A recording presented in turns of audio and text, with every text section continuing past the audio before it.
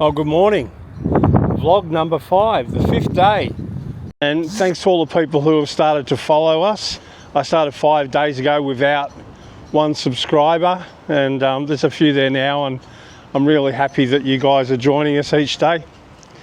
I'm at Starbucks, so I think today we'll have a little bit of a chat about Adam. I'm going to take you to a couple of special places, but I better start my day off with a piping hot caffeinated beverage here at Starbucks.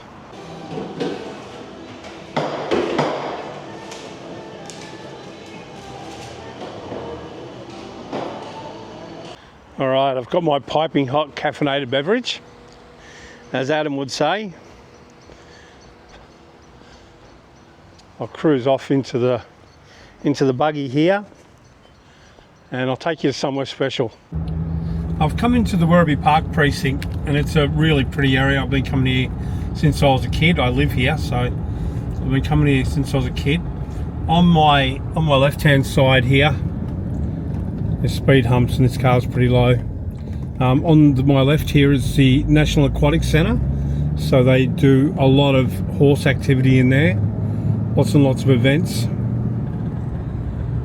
And then further down, it's a busy little precinct because on my right hand side, we'll go in there one day, we've got the Werribee Zoo.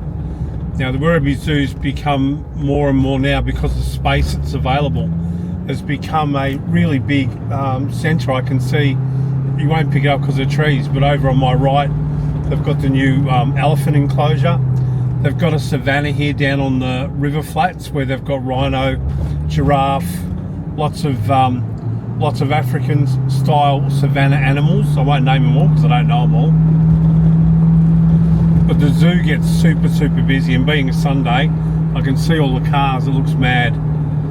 Now my plan is to take you into where it all started, into the Chirnside mansion, and give you a bit of a look through the Chirnside mansion. But it will depend on how many people are here, because it's looking really extraordinarily busy. So the zoo's entrance is just on my right here, so I'm guessing most of this traffic here will be going to the zoo, because it is super popular. But we're going to go down to the mansion, the Chirnside mansion. Now this property was started off with the Chirnside family. I'll go further into it with you, but the Chirnside family built this massive mansion out here. There's another big property over in Point Cook called the Point Cook Homestead, which was like a holiday retreat, although only, I don't know, 20 kilometres away, if that. And they had another property in Werribee called the Werribee Manor, which burnt down in about 1964 or 5. I was a baby. But on my left here, people are out playing, having barbecues, that sort of stuff, just enjoying the outdoors. The State Rose Garden is here also, so you can, if you like flowers and like roses, I've done videos on that, so you can have a look on my main channel, Dirt Road 4x4. I've done videos on the Rose Garden. Happy days, I found a nice shady spot. Park the vet, which is kind of cool. It's nice driving that. It's left-hand drive. Unfortunately, the gardens won't be at their best, because only a couple of days ago we had 45 degrees here. When this is in season, this is such a beautiful area to have a walk around. All right, I'm going to go over this way. So the Chirnside family were a big pastoral family, and they came from England. They created a really big industry here, really. You had Thomas and Andrew.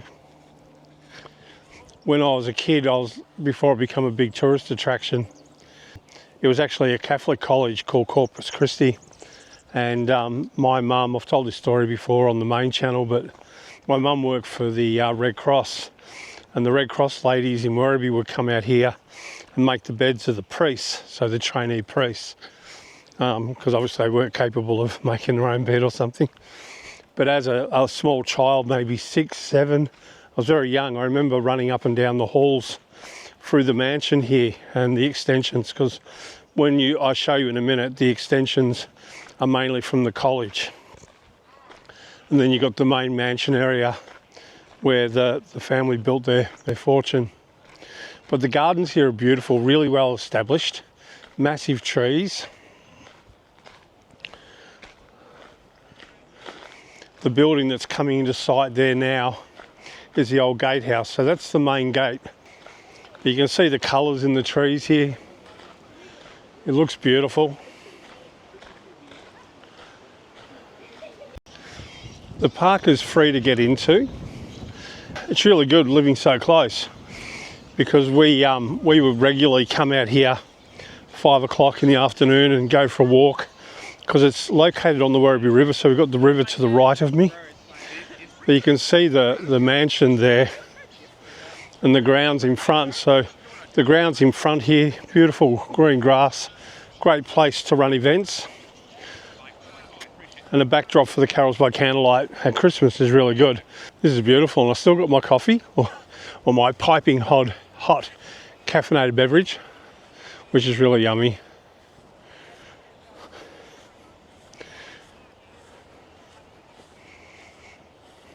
This is awesome. I never get sick of looking at this, never, ever, ever. We used to camp out here on the river before it became this big tourist attraction, when the Border Works owned the property, or ran the property, or managed the property. We were able to come down here and camp down the back, and it was a great place. And we used to bring our canoes down on the weekend, and we canoe on the river, all from this property. But you can't really do it now. It's a big tourist attraction now.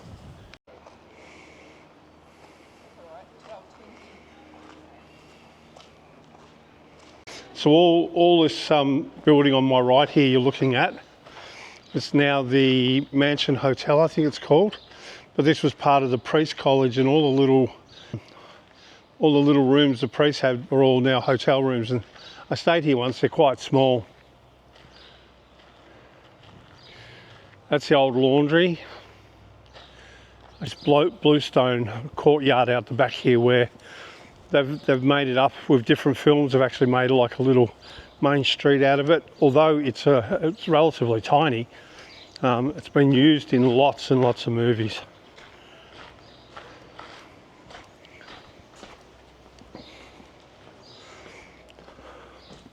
So we're at the back of the mansion here. So this bluestone courtyard, they've put all false walls down and made movies, all movie sets in here. Pretty cool. They have a function centre here as well, just behind me. I was actually in a bridal party many years ago and had the whole wedding here and the photos, and it was terrific. Some people out the front getting their photo taken. All right, I might take you inside and give you a look at some amazing history. So this is one of the rooms that you'll see here. They've tried to, because obviously it was a school at some point, so it's gone through a big transformation and restoration. So they've tried to bring it back to what it possibly would have looked like back in the day, potentially through some photos, because there is some photos floating around of what the mansion was like. Oh, look at the violin. How cool is that? I'm just going to go room by room, because I am conscious of the time of the video, but there is so much cool stuff to look at, especially if you like the history. Oh, there's a speaker here, so it tells you the history in each room. So this is the dining room. So the Chirnsides had the property, or developed the property, from about 1850 through to 1925. So I think about 75 years they had the property. And then obviously the Catholic Church got it.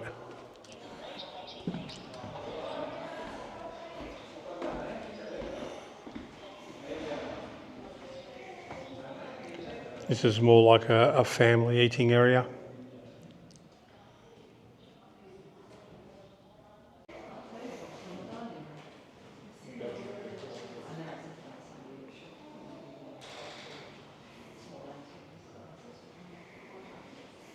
You would have seen, this is on the same side of the building as the big Dining rooms, and this would have been a servery. So you can see it's got a nice big wide bench there, and that's where the food would have come out. So this is one of the bedrooms. This is what we call the main bedroom.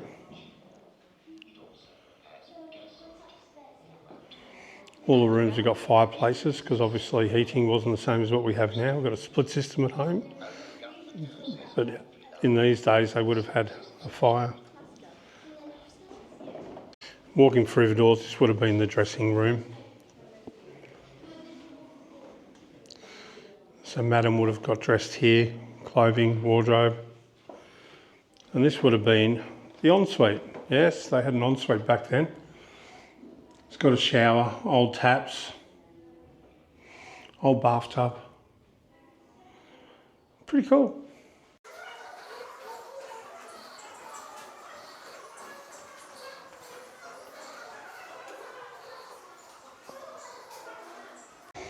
So I've come upstairs now.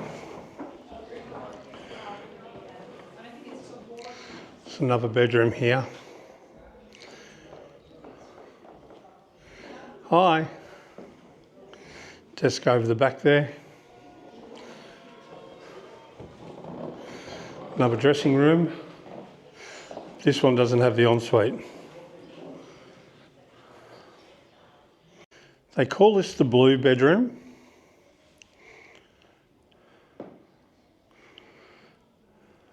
Big, big room. And of course the dressing room next to it. And no ensuite on this one.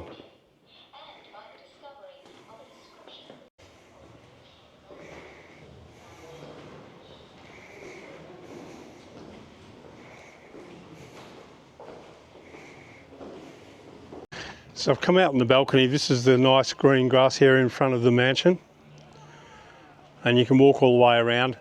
A lot of works had to be done up here over the years because it's exposed to the weather big time. What an awesome day. I don't know what the weather is. It's not cold. It's really nice. So this garden down here was the original rose garden when the family had it. And you can see the greenhouse over in the background there. Lovely paths all around the place. And that's a mansion hotel over here.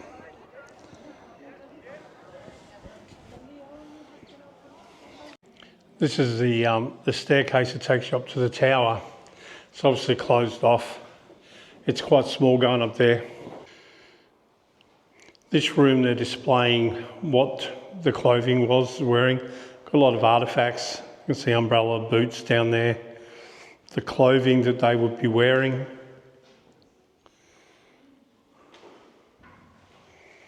Quite different to today. And this was the children's room, so lots of toys, cots, bed. They've got a puppet theatre here, that'd be kind of cool. Christmas tree, you can smell the pine from the Christmas tree, that's pretty cool. A beautiful rocking horse, a bit smaller than the one from a couple of days ago in South Australia. Student Priest, an exhibition that recalls life at the Catholic Seminary, Werribee Park estate during the period of 1923 to 1973, when it was training college for the Catholic Diocese Priests of Victoria and Tasmania. So when I was coming here with my mum, I was born in 63, so I would have been 6, 7 years old. But they've got a display down here for the Priest College, which makes up a really massive slab of the building.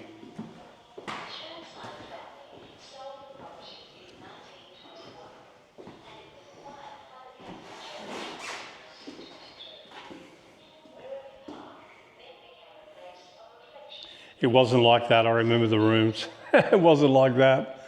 They were smaller.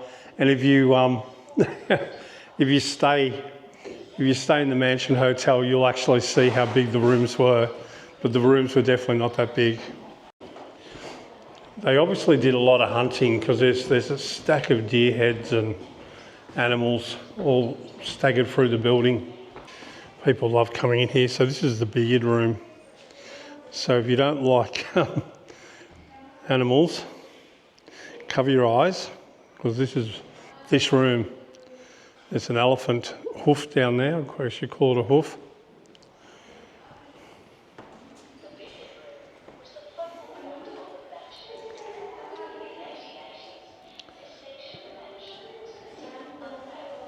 And out here would have been a sunroom.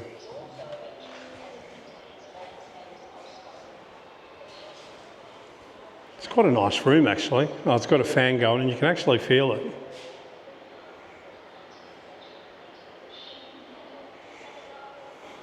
They didn't have a lot of bathrooms open. You saw the ensuite inside. There's been a couple of bathrooms, but not a lot.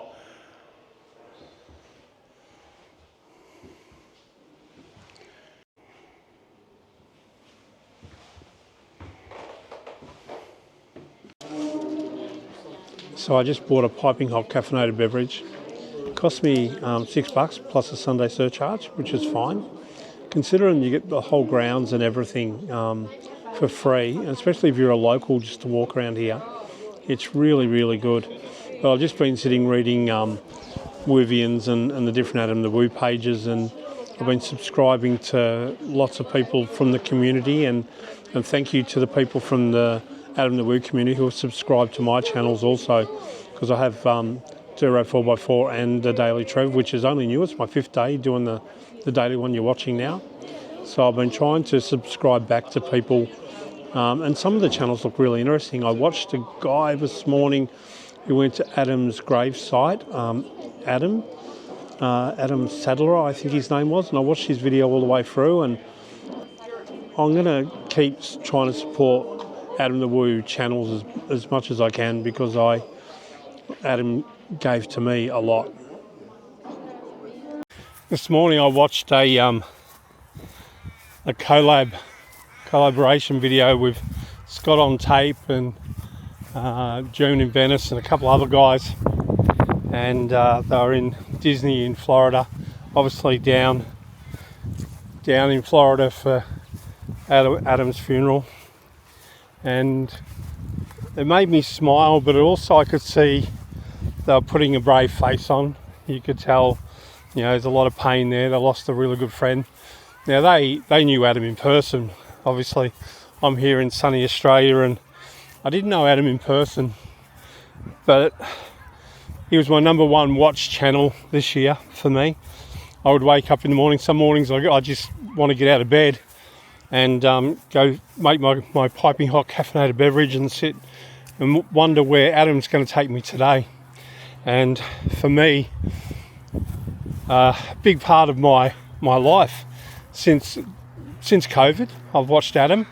I discovered Adam through a collab with Jordan the Lion, and then I was introduced to Tampa J, Scott on Tape, and in my top channels for 2025, Adam was #1, Tampa J #2, Jordan #3.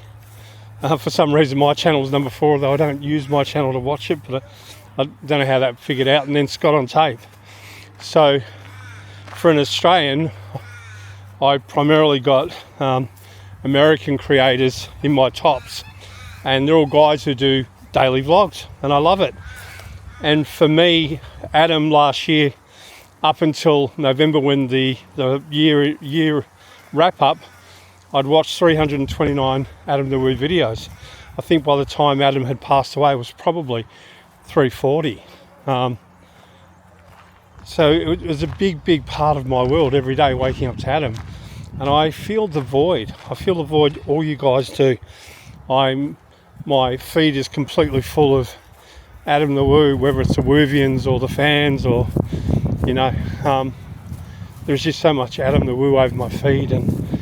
And I watched Adam Sadler, I think it was. I subscribed to him this morning, and he lives in St Cloud, and he went to Adam's grave, and it was like, it was like final. It was like I've seen photos, we've all seen the photos of the grave, but I still can't believe that Adam, I watched the video with the Grinch, and then on the Monday morning I thought, Because remember, where I'm in Australia, on Monday morning there was no Adam video, and he's had a couple of days off during the year, but not a lot. And I thought, oh, that's strange, no Adam video. And then I was watching a collaboration between Scott and Adam, and then something come up on my notifications, Jordan the Lion live, rest in peace Adam the Woo. So I flicked over to Jordan's live, and then while I was watching Jordan's live, the news obviously was confirmed through Adam's dad, Jim, that he passed away. And I was like, what the hell? And I cried, you know, and I didn't personally know Adam, but because I watched him every day, and as all of you know, when you watch Adam, you feel like you're part of his journey. Where is he going to take you? What's he going to talk about, you know? And I find it a massive, massive void for me. I just wanted to get that off my chest. I know a lot of the people who are following my new channel, my new daily channel, are Werribeans. So thank you guys, and please spread the word. I'd like to make this work. I'm going to do 100 vlogs in 100 days and come to places like this and others. I've got lots in mind to do, and there'll be days where I just cruise around as well. But I thought I just needed to share that, and I'm in such a beautiful place. You couldn't even start to imagine how pretty this is. But anyway, I want to get that off my chest. I'm going to take you into the grotto. This is a beautiful spot, although the water doesn't look, looks a bit, but this was the grotto. So this was a family place where they had a like a little cave, and you'll see that in a moment. I'm not sure whether I can see through the window. I used to be able to. They've got perspex, but it's still pretty dirty. Someone's left a can there. Now, I don't know whether you can pick it up, but inside there, I don't know whether I can or not, there's all shells on the wall, and how I understand it, the Chirnsides would push the, they would mount the teeth of their children. When the children lost a tooth, they would put it in there. I'm not sure what you can see, what the camera will pick up here, because the perspex is pretty dirty. I'm using an Osmo Pocket 3. This video is going to go a lot longer than I expected. Some people down there. The water looks terrible. Looks terrible. You can see the mansion just over in the corner there. This is a pretty place, and it's like 3 kilometres away from home, so you can see why I really enjoy coming here, walking around, reflecting. All right, well, I reckon that's it. Hopefully you guys have gone through to the end here. I'd really appreciate it if you did. Catch you guys later. The vlog is over. Thank you, Adam.